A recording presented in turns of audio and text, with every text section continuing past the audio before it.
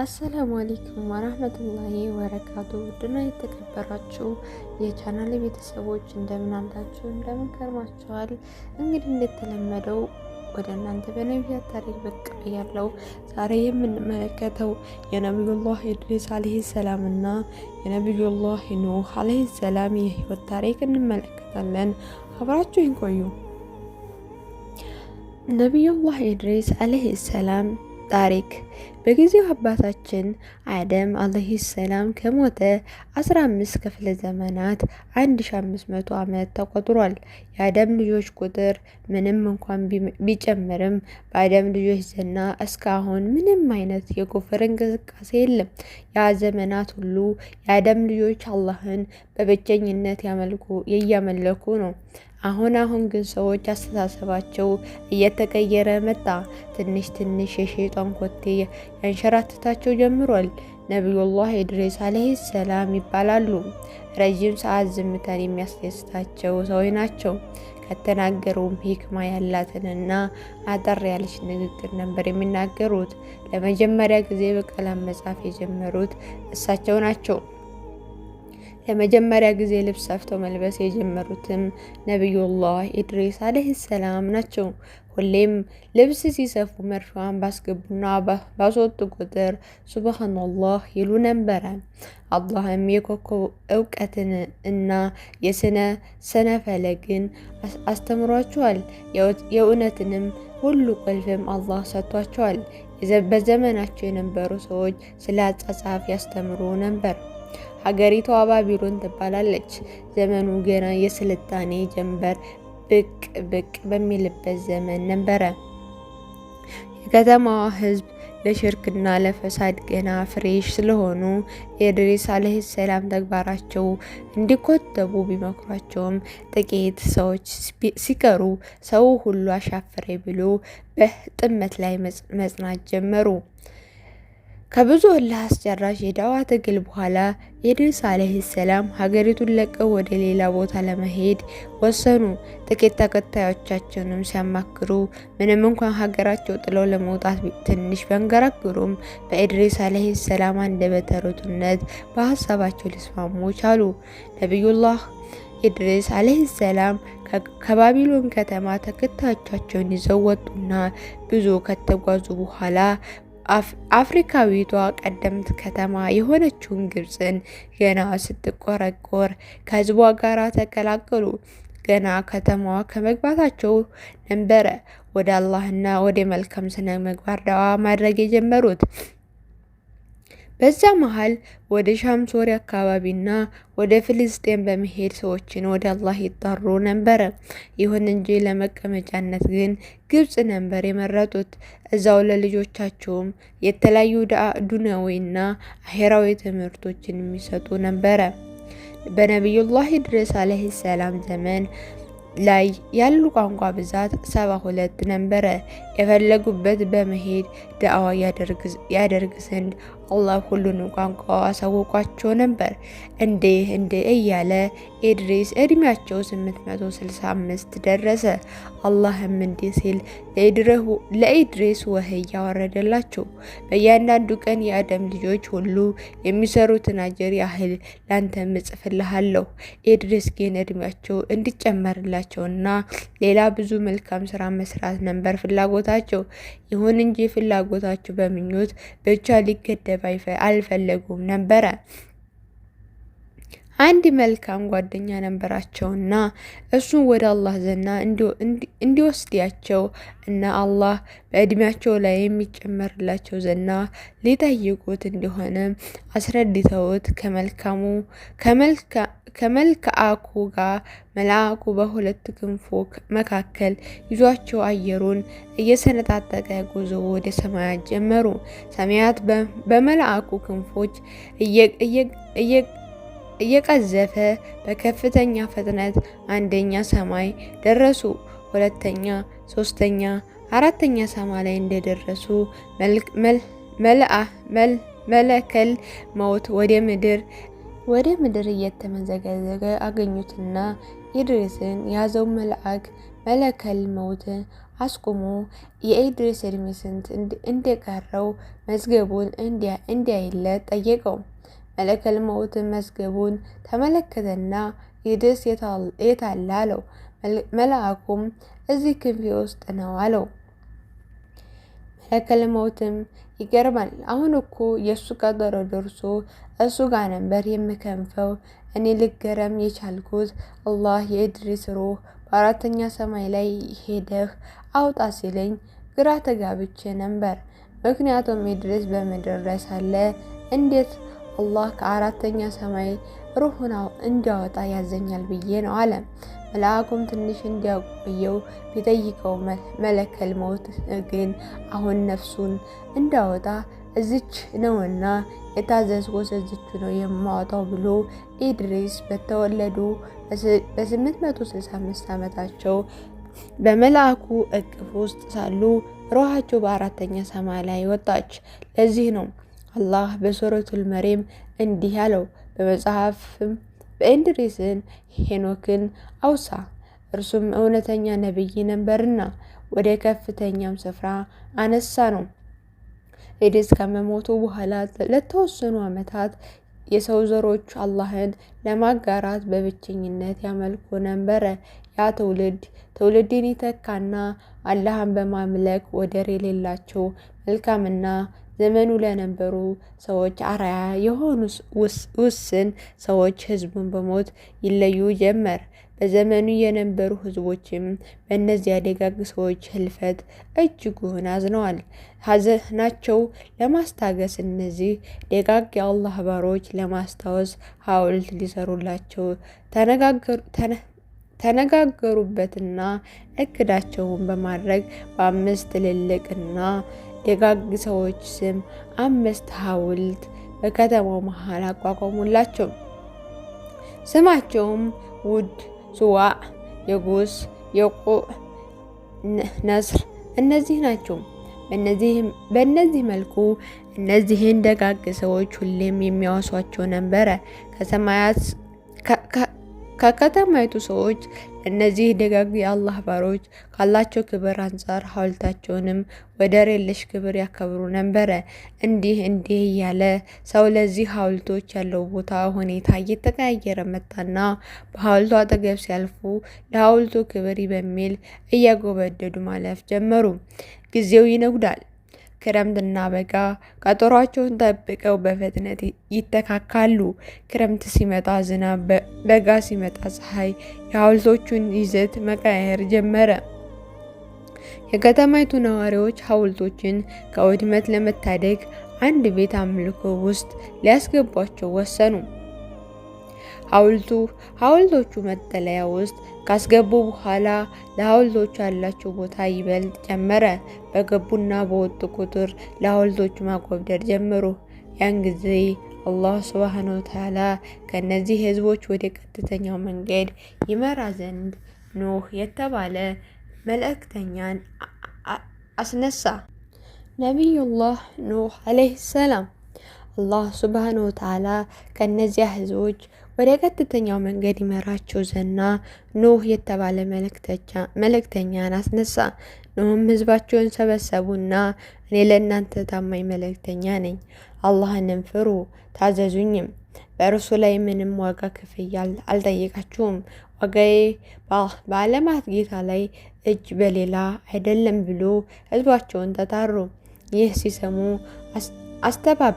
አስተባበሉ፣ ምንም ሊያምኑለት አልቻሉም። እንዲያውም ያፌዙበት ጀመር። ኑህ ዓለይሂ ሰላም ያለመሰላቸት ዘወትር ጥሪ ያደርጉላቸው ነበረ። የህዝቦቹ ማፌዝ እና ማላገጥ በብዛት ጊዜ ወገኖቼ ሆይ ምንም መሳሳት የለብኝም፣ እኔ ግን ከዓለማት ጌታ መልእክተኛ ነኝ። የጌታዬ መልእክት አደርስላችኋለሁ፣ ለእናንተም እመክራችኋለሁ። ከአላህ በኩል የማታውቁትን አውቃለሁ አላቸው። የኑህ ንግግር በሰሙ ጊዜ በጣም በመገረም አንተ ኑህ፣ አንተ እኮ እንደኛው ሰው ነህ፣ እንዴት ነው መልእክተኛ ነኝ የምትለው? በዚያ ላይ ጥቂት ተከታዮች አሉ። ሁሉም ግን ድሃ እና ኮሳሳ በዝቅተኛ ኑሮ ደረጃ ላይ ያሉ ናቸው። ደግሞም በሀብትም ሆነ በክብርም ከኛ ጋር አትመጣጠኑም ብለው አስተባበሉ። ያም አላነሰ ብሏቸው እርስ በርስ የሚፈጽሙት የሐውልት አምልኮ እንዲማጸኑ ይመክሩ ጀመረ። ኑህም የህዝቡ ሁኔታ ተስፋ ሊያስቆርጠው በመለማመጥ መልኩ አላህ ልትፈሩና ሊታዘንላችሁ ዘና ከእናንተ ጎሳ በሆነው ሰው ላይ እንዲያስጠነቅቃችሁ ከጌታቸው ግሳጼ ቢመጣላችሁም ትደነቃላችሁን እያለ ቢያግባባቸውም ክህደታቸው ይበልጥ እየጨመረ እንጂ ምንም አይቀንስም ነበረ። ምንም እንኳን ኑህ የህዝብ ነገር ተስፋ ቢያስቆርጣቸውም ተልኳቸውን በሚገባ በማድረስ ላይ ቀጥለዋል። እናም ሁሌም ቀንና ማታ ህዝባቸውን ስለ አላህ ሲያስታውሷቸው ህዝቦቻቸው የነቢያቸውን ዳዕዋ ከመስማት ጆሯቸውን መያዝ ጀመሩ። ጆሯቸውን ይዘው መስማት እምቢ ሲሉ ኑህ በምልክት ይነግራቸው ነበር። ኑህም በምልክት ሲነግራቸው ህዝቡ ግን አይኖቻቸውን በልብሶቻቸው ይሸፍኑ ነበረ። ምንም ተስፋ አልቆርጥ ብሎ በመቆም መቀመጥ ሲከለከላቸው ድሆችና ዝቅተኞች ሰዎች ያንተ ተከታይ ሆነው ሳለ እኛም ከነሱ ጋር እንድንከተልህ ትሻለህን? ይልቁኑ እኛ እንድንከተልህ ከፈለግ እነዚህን ተራ ሰዎች ከጎንህ አርቃቸው አሉት። ኑህም እነሱ የሚሰሩትን አላህ ነው የሚያውቀው፣ እኔ ላባርራቸው አልችልም። እንዴትስ ረዳቶችን አክባሪዎችን አባርቱልኛላችሁ? ቆይ ባባረራቸው እኔን ከአላህ ማን ያተርፈኛል? አታስተውሉምን? ብሎ ጠንከር አለባቸው። ኑህም መልካም ነቢይ ነበሩ። ሀብታም፣ ድሃ፣ ደካማ፣ ጠንካራ፣ ትልቅ፣ ትንሽ ሳይሉ ለሁሉም በክብር የተላኩ ዳዋ ያደርሱ ነበረ። ምንም እንኳን ለ950 ዓመታት ዳዋ ቢያደርጉም ዳዋቸው ከ80 በላይ ሰው ሊቀበላቸው ባለመቻላቸው ሁኔታዎችን ከአቅማቸው በላይ መሆኑ ለጌታ ስሞታ ለማቅረብ ተገደዱ። እንዲህም ሲሉ ለአላህ ነገሩ፣ ጌታዬ ሆይ ህዝቦች እኮ አስተባበሉኝ። በእኔና በእነርሱ መካከል ተገቢ ፍርድን ፍረድ፣ አድነኝም። ከእኔ ጋር ያሉትንም ምዕመናን አድንልኝ። ከዚህ በኋላ የኑህ የዳዋ ጥሪ ዛቻ አዘል መሆኑ ጀመር። እነሱም ለኑህ ዛቻ ግድ አልነበራቸውም። ይልቁኑ የምትዝትበትን አምጣ እውነተኛ ከሆንክ እያለው ይሳለቁ ጀመር። ኑህም ይህ እኮ በእኔ ቁጥጥር ውስጥ አይደለም፣ የአላህ ስልጣን ነው ይላቸዋል። አሁን ነገሩ መቋጫ ተቀርቧል። አላህ አስፈሪ ወህይ እንዲህ ሲል ወደ ኑህ አወረደ። ከህዝቦች በእርግጥ ካመኑት በስተቀር ወደፊት ከአሁን በኋላ አያምኑም። ይሰሩትም የነበረው ክህደት አትዘን። በመቀጠል አላህ ኑህ የዘንባባ ችግኝ እንዲተክል አዘዛቸው። ያቺ ዛፍ ለማፍራት ስትበቃ የአላህ ቅጣትም በእነዚህ ህዝቦች ላይ የሚፈጽም ቃል ገባለት። የአላህ የተለምዶ እዝነቱ የታወቀ ነው። ትልልቅ ሰዎች ባጠፉ ህፃናት አይቀጡምና ህፃናቶቹ የቅጣት ሰለባ እንደሆኑ ቅጣቱ ከመፈጸሙ ከ40 ዓመታት በፊት የሴቶች ማህፀን ጽንስ መሸከም እንደችል አደረጉ። ለ40 ዓመታት ያህል ምንም አይነት ህፃን ሳይወለድ ቀረ። በዚያ ዘመንም ኑህ የታዘዘውን ዛፍ እንክብካቤ ሲያደርግ እነዚህ አመፀኛ ህዝቦች እንዲህ በማለት ይሳለቁ ነበረ።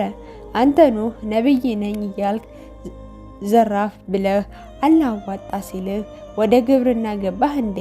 ድንጋይም ይወረውሩባቸው ነበር።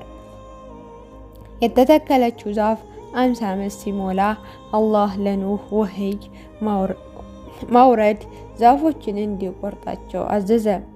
ኑህም ዛፎችን ከቆረጠ በኋላ አላህም ትልቅ መርከብ እንዲሰራ አዘዘው። ጅብሪል መርከብ እንዴት እንደሚሰራ ሊያሳየው ከ7 ሰማያት ወረደ። አላህም እንዲህ ሲል ወህይ ያወረደ። የመርከቧ ርዝመት 1200 ክንድ፣ የጎን ስፋቷ 800 ክንድ፣ የከፍታ ደግሞ 80 ክንድ የሆነ መርከብ ስራ። በተንጣለለች አሸዋ ላይ እና በረሃማ ቦታ ላይ ኑህ መርከቧን መስራት ጀመሩ። ህዝቦቹም ከአጠገቡ ሲያልፉ አንተ ኑህ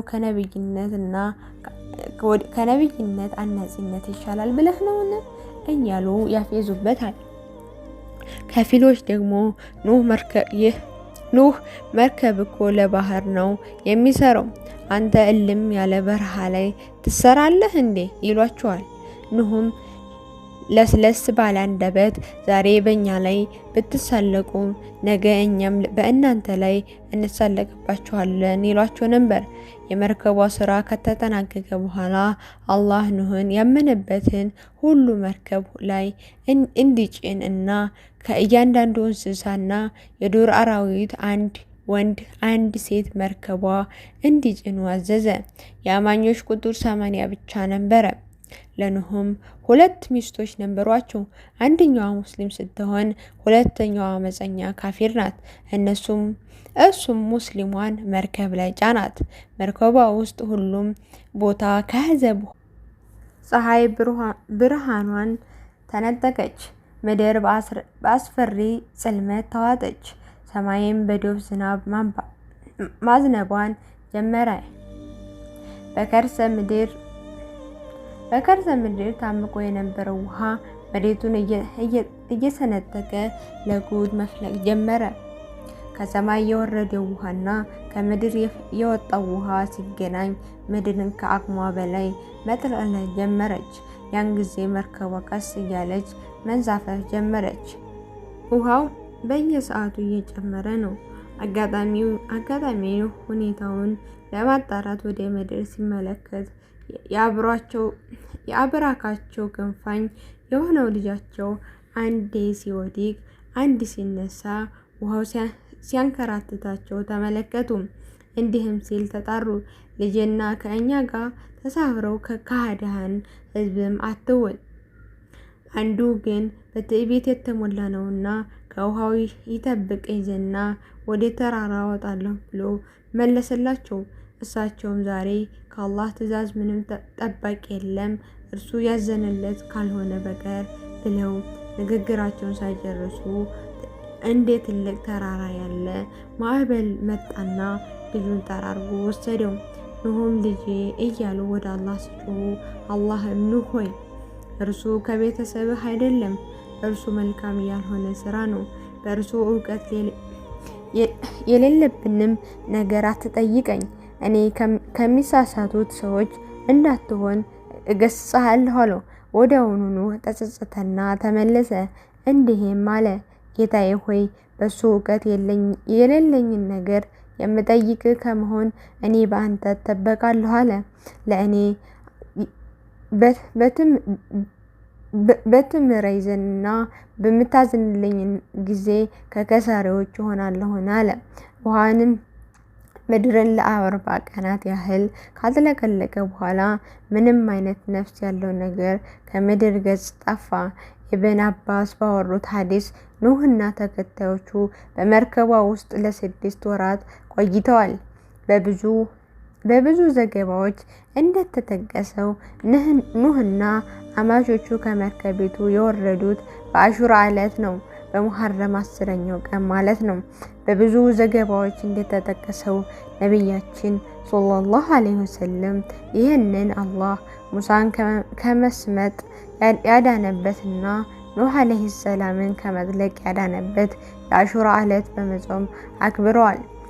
መጥለቅለቁን በአላህ ሱብሓነሁ ወተዓላ የወረደ ትእዛዝ አጠናቀቀ። ያን ጊዜ አላህም ምድር ሆይ ውሃሽን ዋጪ፣ ሰማይ ሆይ ዝናብሽን ያዢ ብሎ ምድርን ከመጥለቅለቅ አስቆመ። ቅጣቱ ተጠናቀቀ። ምድር ትንሽ ጠፈፍ ማለት ስትጀምር ኑህን እና ተከታዮቹን የተሸከመችው መርከብ በሰላም ጁዴይ በተባለ ተራራ ላይ አረፈች። ከዚያም አላህ እንዲህ አለው፣ ኑህ ሆይ ከኛ በሆነ ሰላም በአንተ ላይ እና አንተም ጋር ባሉ ህዝቦች ትውልድ ላይ በመሆን በረከቶችን የተጎናጸፍክ ሆነሃል። ወረድክ ከእነርሱም ዘሮች የሆኑ ህዝቦችን በቅርቢቱ ዓለም በእርግጥ እናስመሳቸዋለን። ከዚህ በኋላ መልሰው ወደ ክህደት የሚገቡ ደግሞ ከዚያም እኛ የሆነ አሳማሚ ቅጣት ይነካቸዋል ተባለ። ኖህ በመርከቢቷ በቆዩበት ቆይታ ውሃ ቶሎ ቶሎ እንዲሰርግ ይፈልግ ነበር። በዚህ ጊዜ እርግቧን አዲስ ነገር ታመላክዘና ይልካት ነበረ። ምንም ነገር ሳትሄድ ትመለስ ነበር። ከዕለታት አንድ ቀን የዘይቱን ቅርንጫፍ አመጣችለት። በዚህም ውሃውን የሰረገ አትክልቶች መብቀል እንደጀመረ አወቀ። እንደገና መልሶ ሲልካት በእርግቦቿ ላይ የጭቃ ቅሬት ይዛ ተመለሰች። ፍቹ በመሬት ላይ አረፈች በማለት ነው። በዚህ መጥለቅለቅ እንዳበቃ አወቀ። ይህ እኛ ዘና በታሪክ መዛግብቶች ውስጥ ይገኛል። ከዚህ የተነሳ ሌሎች የሰላም እርግብ የሚሉ እግሮች የምታዝለውም የዘይቱን ቀንዘል ያንን የሚጠብቁ ነው። ኖህ ከአደም ልጆች መካከል ከእነዚያ ከእሱ የቀሩት ብቻ እንጂ ሌሎች የሌሉ ሲሆኑ ወረደ። ምድር ላይ ያሉ ሰዎች ሁሉ አልቀዋል። በእርግጥ ምድር እንዳሁኑ ጊዜ የሰው ልጆች አልተሰራጩባትም። በተወሰነ ስፍራ በአረብ ደሴት በፍልስጤንና በዙሪያዋ ብቻ የነበሩ ሰዎች ልጆች ሰፍረውባታል። የነበረው እነኚህ ክልል ብቻ ነበሩ። የተቀሩት ምድሮች የሰው ልጆች አልነበራትም። ግን የተጥለቀለቀችው ምድር በሙሉ ነበረ። ከዚያም አላህ ከኖህ ጋራ የነበሩ ህዝቦች በሙሉ መሃን አደረጋቸው። መውለድ የማይችሉ ለኖህና ለባለቤቱ በስተቀር ለሌሎች ልጆች ሊወልዱ አልቻሉም። ከመንደር ላይ ከዘለቀ ከኖህ ዝርያዎች በስተቀር ሌላ አልነበረም። ከዚህም የተነሳ ኖህ ሁለተኛ አደም በመባል ይጠራል። ሁለተኛ የሰው ልጆች አባት በመባል ተሰይሟል። በመጨረሻም አላህ ኑህ ሆይ እኔ ፍጥረታትን የፈጠርኩት እንዲገዙኝ ነው፣ እኔ ያዘዝኳቸውንም እንዲታዘዙኝ ነው። ነገር ግን አመፁኝ፣ ከእኔ ሌላ የሆንን አካል ጌታ አድርገው ያዙ። ያን ጊዜ ቁጣዬ እነሱ ላይ ተፈጻሚ ሆነ፣ በውሃም አጥለቀለኳቸው ብሎ ወህይ ያወረደለት። አላህ ሱብሃነሁ ወተዓላ የኖህ ህዝቦችን በውሃ ካጥለቀለቃቸው በኋላ ምድር ላይ ከኖህ ጋር አብረው ከዳኑት ምዕመናኖች ምንም አይነት የሰው ልጅ አልቀረም ነበረ። ኖህ ከውሃው መጥለቅለቅ በኋላ 350 ዓመት ኖረ። አላህ ሱብሃነሁ ወተዓላ እንደተጠቀሰው ለ350 ዓመታት አላህን ተገዥና አመስጋኝ ሆኖ ነው የኖረው። ኢብን ማጃህ በዘገቡት ሐዲስ ነብዩ ሰለላሁ ዐለይሂ ወሰለም የኖህን ጾም ሲገልጹ ኖህ ከዒድ ቀናቶች ውጭ ያሉትን በየዓመቱና በየቀናት ሁሉ ይጾሙ ነበር ብለዋል። በዒድ ዕለት ያፈጥራሉ እንጂ በተቀሩት ቀናት ሁሉ በጾም ላይ ነው። ኖህ የሆነ ዓመት ከቆየ በኋላ ሞተ። ስለሱ ከተዘገቡ ዘገባዎች አመዛኙ መካ እንደተቀበረ የሚናገረው ነው። በአንዳንድ ዘገባዎች ደግሞ ሉብናን ሊባኖስ ሀገር በሚገኘው ከርከር በቃ በተባለ ስፍራ የተቀበረ መሆኑን ተነግሯል። ይህ ዘገባ ሚዛን ያለው ነው። ኑህ አለይሂ ሰላም 3 ልጆች ነበሩት፣ ሳምና ሐምና ያፍስ። የሳም ልጆች ውስጥ ነጭነትና ትንሽ ጥቁርነት ነበረው። ወደ ጠይምነት የሚያመዝን መልክም አለ። ነጭነትም ቀይነትም ነበረበት። የሐም ልጆች ውስጥ ደግሞ ጥቁረት የሚያመዝን ሲሆን ጥቂት ነጭነት ይገኝበት፣ አብዛኛው ግን ጥቂት ጥቁረት አለበት። የያፌስ ልጆች ደግሞ ነጭነትና ቀይነት ያለባቸው ናቸው። አረቦች እስራኤላውያን የሳም ዝርዮች ናቸው። አፍሪካውያን ደግሞ የሃም ዝርያ ናቸው። ቱርኮች ምስራቅ ኤስያዎችና አውሮፓዎች ደግሞ የያፌስ ዝርያዎች ናቸው። ተፈጸመ። የአላህ ሰላም በነቢዩላህ ኑህ። በቀጣይ ኢንሻአላህ በሌላ ታሪክ የምንገናኝ ይሆናል። ለዚህ ቻናል አዲስ ከሆናችሁ ላይክ፣ ሼር፣ ሰብስክራይብ እያደረጋችሁ እንድታበረታቱ በታላቅ ትህትና እጠይቃለሁ። ወሰላሙ አለይኩም ወራህመቱላሂ ወበረካቱ።